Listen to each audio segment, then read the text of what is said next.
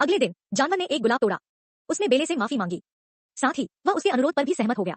उसने उसे अपने परिवार से मिलने के लिए एक दिन की छुट्टी दे दी। बेले ने गुलाब की एक गहरी सांस ली। अचानक उसे उससे इतनी नफरत नहीं रही। फिर जब जानवर पवित्र जल के पास आया, उसने जादू से भरा पवित्र जल की एक छोटी बोतल डाली और दुर्घटनाओं को रोकने के लिए बेले को दे दी। लेकिन जब बेले काले घोड़े पर सवार होकर घर आई तो उसे घर में कुछ अजीब लगा।